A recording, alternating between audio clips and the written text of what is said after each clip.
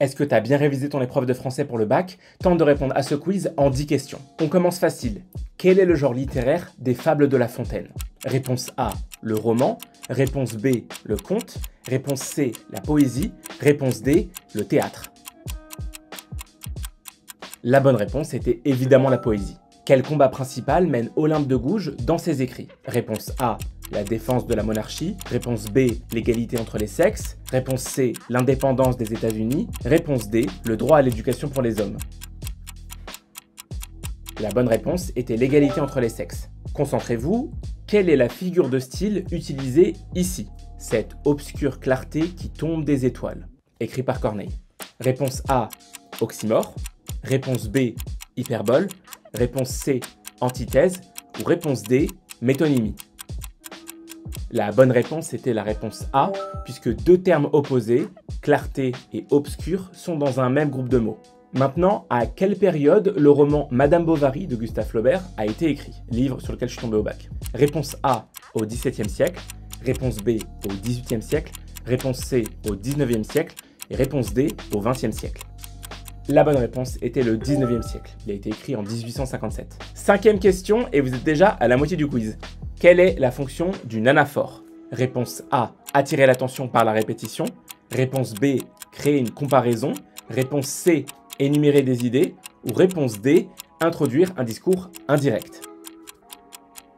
La bonne réponse était attirer l'attention par la répétition. Facile celle-ci.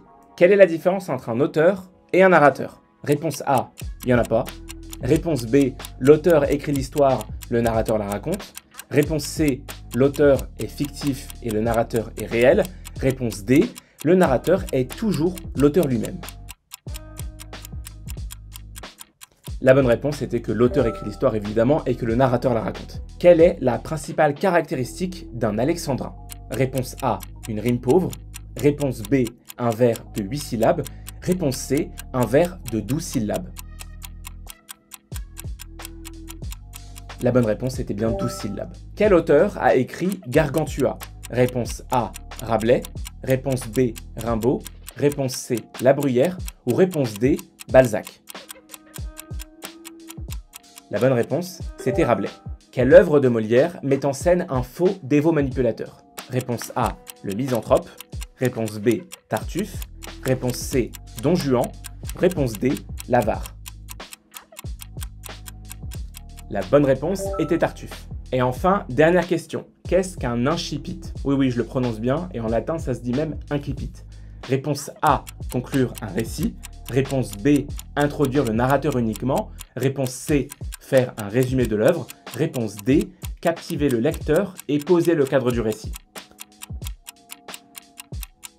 La bonne réponse, c'était bien captiver le lecteur et poser le cadre du récit. Voilà, c'est la fin de ce quiz, j'espère que ça vous a plu. On va en faire d'autres pour vous aider à réviser le bac et le brevet.